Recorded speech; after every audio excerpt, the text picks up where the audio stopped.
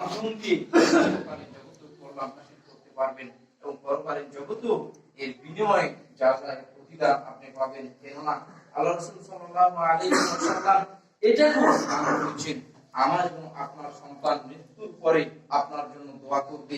কিভাবে দোয়া করবে? আপনার সন্তান যদি ইসলামী শিক্ষায় শিক্ষিত না হয় তাহলে আপনার সন্তান কখনো আপনার জন্য দোয়া করবে না।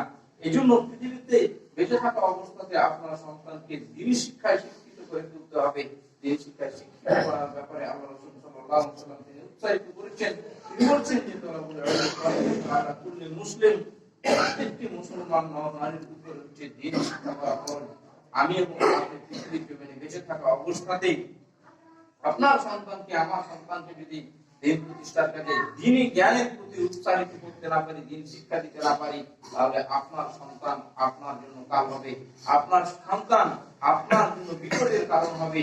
এই জন্য আমরা চেষ্টা করি আমরা আমাদের সন্তানগুলোকে অন্তত ম্যাট্রিক পর্যন্ত, দাখিল পর্যন্ত মাদ্রাসায় পড়িয়ে তারপরে আমরা অনেক চিন্তা ভাবনা করি আল্লাহ রাব্বুল আলামিন তুমি আমাদেরকে আমাদের সন্তানগুলোকে দ্বীন প্রতিষ্ঠার কাজে ব্যয় করার তৌফিক দান করুন। আমরা যদি দ্বীন প্রতিষ্ঠায় আমাদের সন্তানগুলোকে ভর্তি করতে পারি সেটা আমাদেরকে দান করুন।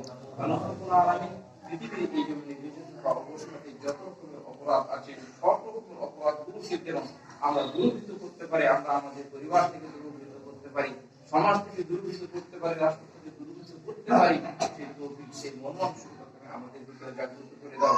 আমরা যারা অসুস্থ আছি, আল্লাহ কি জন্য অসুস্থ আছি তুমি সেটা ভালো জানো।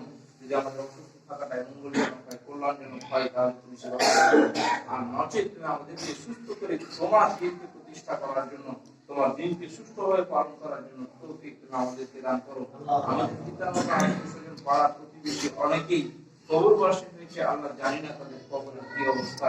যদি তাদের কবর শাস্তি হয়ে থাকে তাহলে তুমি তাদের কবরের শাস্তিগুলোকে মওকুফ করে দিয়ে জান্নাতের সুদরান দিয়ে দাও।